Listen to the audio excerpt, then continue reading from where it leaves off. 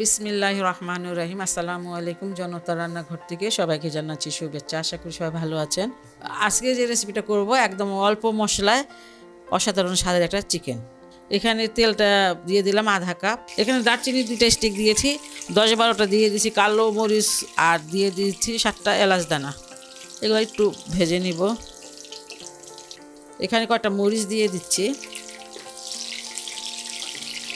এখানে 1 কাপ দিয়ে দিব পেঁয়াজগুলোকে এইভাবে কিউব কিউব করে কেটে নিয়েছি, ছোট ছোট করে দেখেন। আদা রসুনের পেস্ট 1 টেবিল চামচ দিয়ে দিলাম। পেঁয়াজটাকে বেরেস্তা করা যাবে না, এটাকে হালকা গোলাপি করে ভেজে নিতে হবে।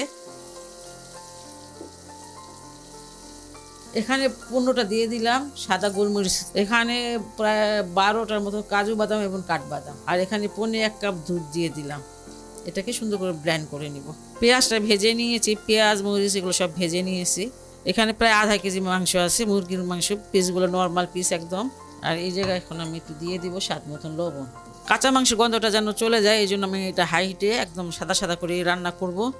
হালকা আঁচে দিলে এটা কালারটা নষ্ট হয়ে যাবে, এটা যেন সাদাই থাকে। জালটা একদম বাড়িয়ে দেবেন। আরেকটা কথা, কাঁচামরিচ যে আমি দিয়েছি, প্রত্যেকটা কাঁচামরিচের এই গোড়াটা থেকে একটু ভেঙে দিয়েছি, না হলে কিন্তু কাঁচামরিচ ফুটবে তেলে দিলে। এই যে এখানে আধা কাপ টক দই আছে, এটা অনেক বেশি টক না, আর তবে টক দই সেটা দিয়ে দিব। সেটা দিয়ে ভালো করে কষিয়ে নিব, যাতে একদম এই দই দিয়ে কষাতে কষাতে যাতে মাংসটা সিদ্ধ হয়ে যায়।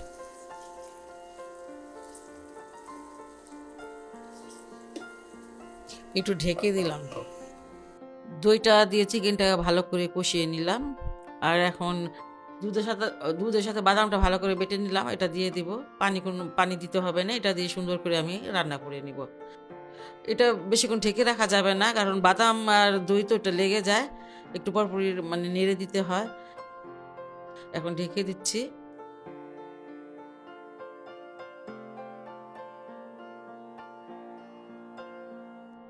রান্নাটা হয়ে গেল। এখন এখানে অল্প একটু ধনিয়া পাতা উপর থেকে একটু দিয়ে দিচ্ছি।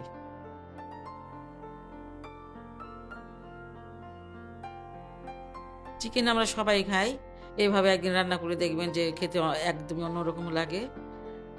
আর যদি ভালো লাগে রেসিপি, তাহলে অবশ্যই বাসায় ট্রাই করবেন, এবং চ্যানেলকে লাইক কমেন্ট সাবস্ক্রাইব করবেন। আল্লাহ সবাইকে ভালো রাখুক, সুস্থ রাখুক, নিরাপদে রাখুক, এই দোয়া করি। আপনারা আমার জন্য দোয়া করবেন। আল্লাহ হাফেজ।